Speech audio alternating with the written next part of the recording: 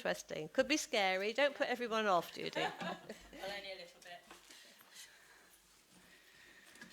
Well, yes, I'm a district councillor and I'm in East Surrey. So my experience is quite different from Pat's because we operate in a completely different way. We have committees at our council, so it's quite different. Now, I love it. I have to say, I do love it. This is my second year.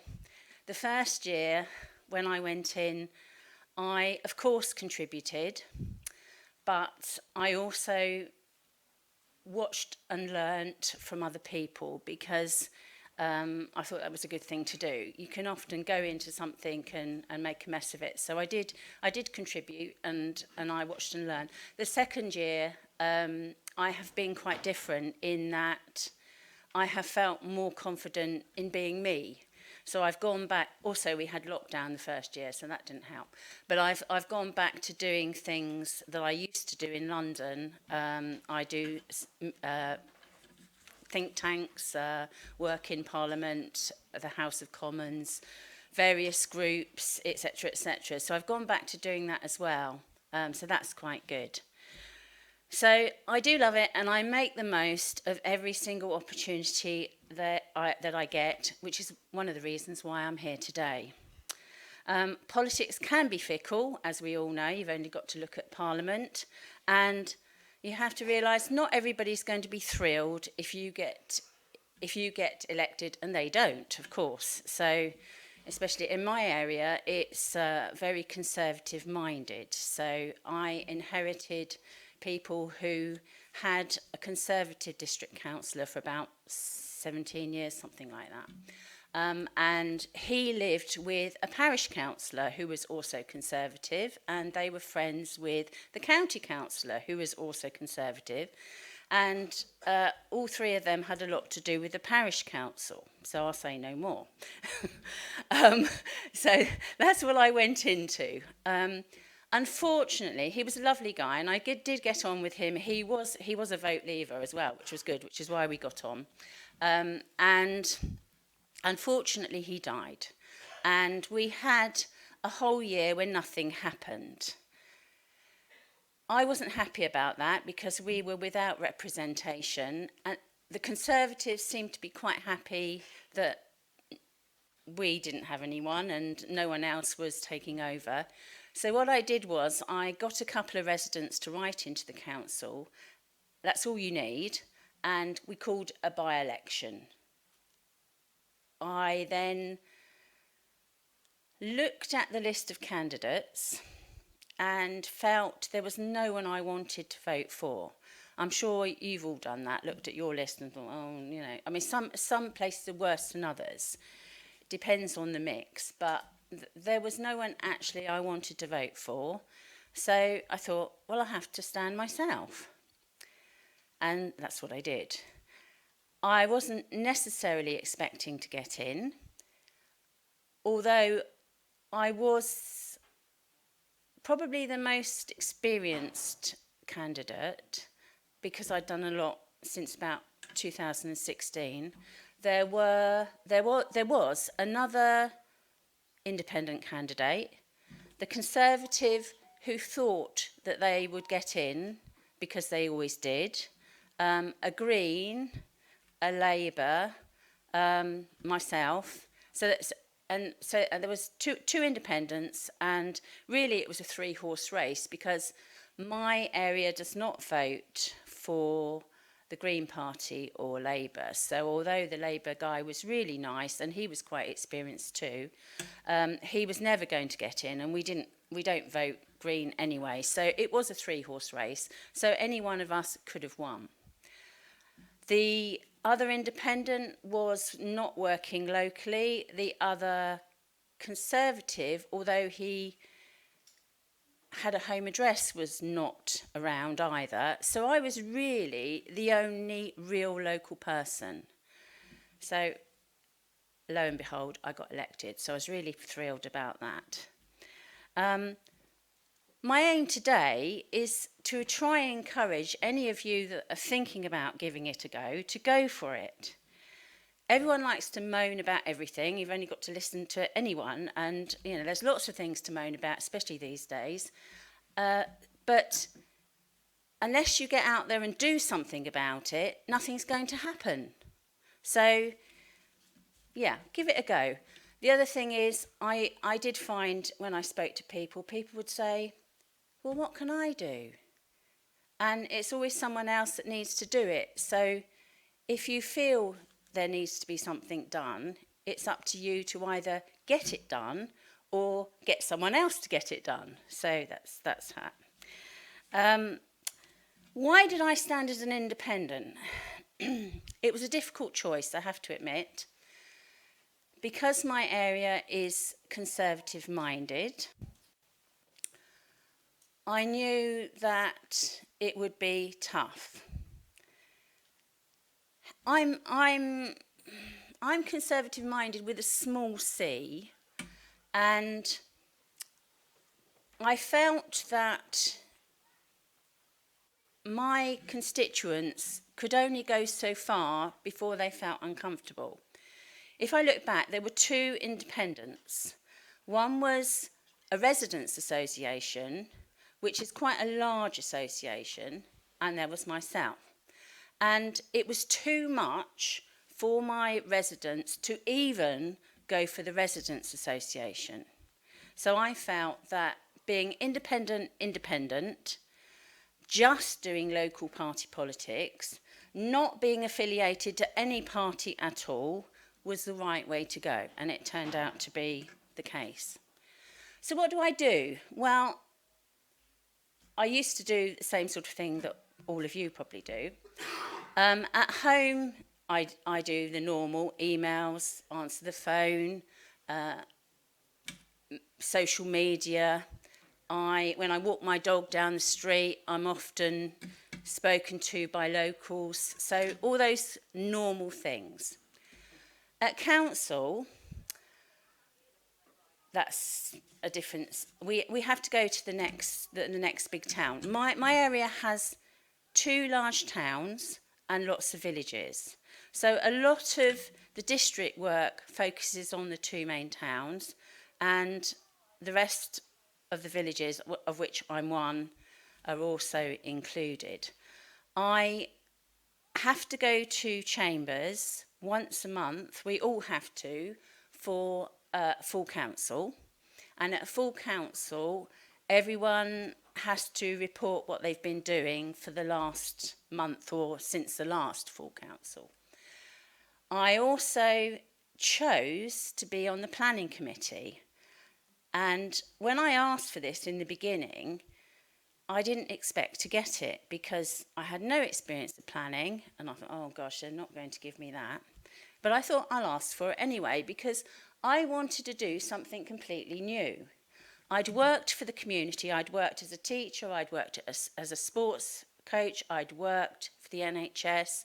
Every single job that I'd ever done had been working for the general public and the community. So I thought, why not go for something completely new? So that's what I did. I asked for planning and I got it. So the first year, as I say, I was going, there's a lot of reading with planning. Sometimes I might have 150 pages, 120 pages to read before I go. So there's a lot of documents to read. But that's also about once a month, depending on how many applications there are. And we only get to decide planning applications that have not been decided before it gets to us. So what happens in my area is, listening to Pat, it was quite interesting because I feel my parish council has much more power than Pat thinks she's got. So my parish council are very strong on planning. So when a planning application comes into the district, it gets sent back out to the parish. They then make their comment. It then goes back to the district. The district looks at it and thinks they either agree with the parish council or they disagree. Now, if there ends up being a situation where they can't decide, or say, for instance, it was a supermarket, which is a big planning application, and they felt they needed more backup. They might send it to planning committee. Or if there are any problems or any situation where they're not sure, they might send it to planning committee. So that's where I get to see the plans that come to the district. I get told about all the other plans, but I don't necessarily have to vote for them. So that's one of the things I do. So that's lots of reading. I'm also sub for housing and community services. So if someone else can't attend, then I'll sit instead of them. I also am on the Cllr committee, which is the money they get from house building. So when you get a new house being built, a certain amount of money has to be paid to the council if it's a new property.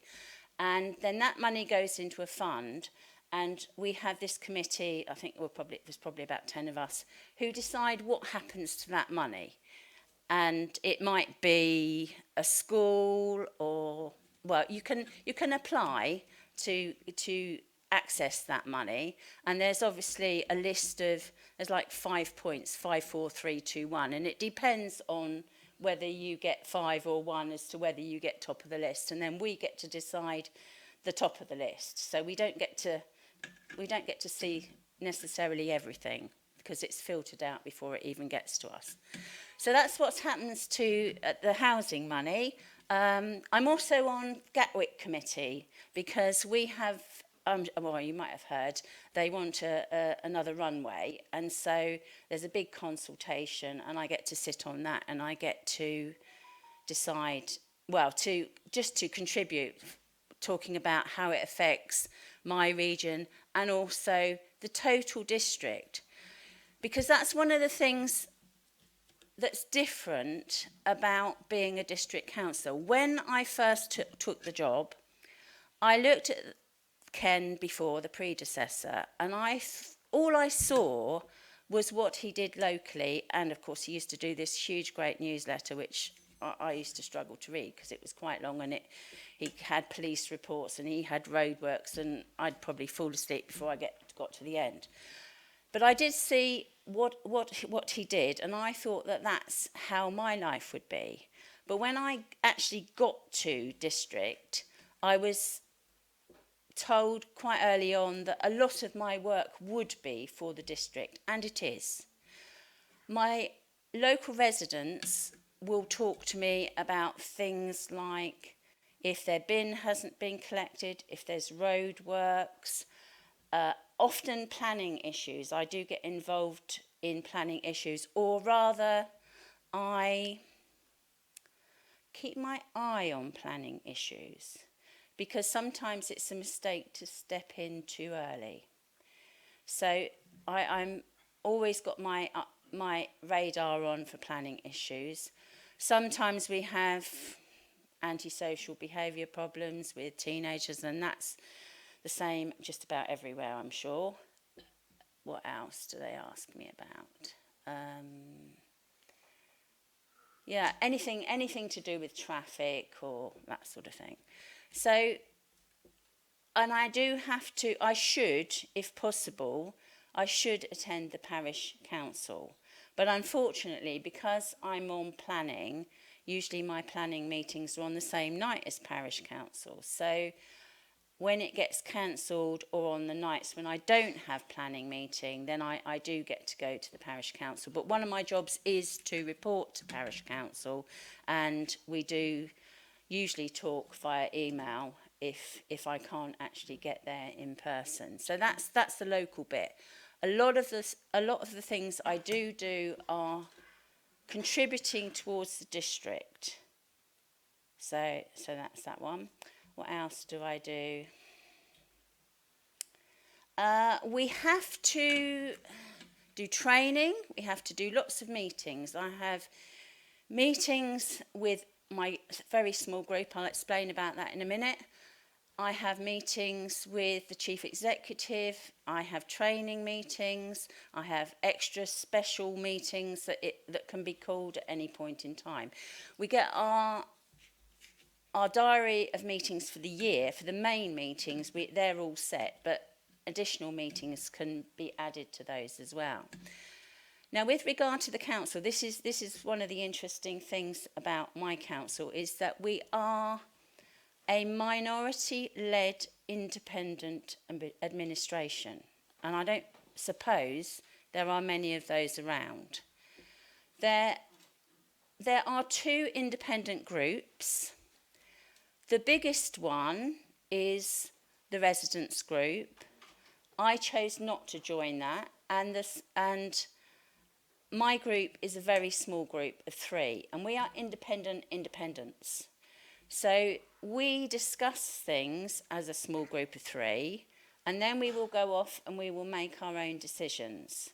Whereas I think with the other independent group, it's more like a political party. Not totally, because there are a few independents there that are not part of the residents group. So that's what makes a difference in my district, is that we are independently led. We have a chairman who is an independent.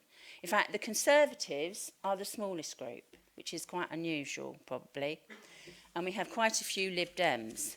Now, when the Lib Dems side with one or the other, that can swing it, and very occasionally it can be that the 3 of us might be the deciding vote.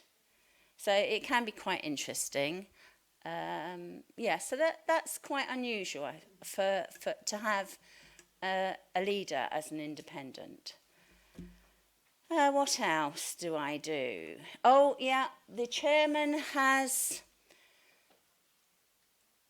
set out 4 charity events this year. So we've had 2 musical events, and we've had a quiz, and we're going to have a black tie dinner dance. So all the money from that goes to charity. Now, money with all councils, I'm sure, is difficult at the moment, and everybody's trying to rob Peter to pay Paul and use money to its best advantage. So that's quite a tricky one. Am I overtaking my time? I think I am. Yeah, I've heard you talking. So if anybody wants to ask me anything about planning or anything else later on, how the administration works, you can grab me later on. Okay, thank you very much.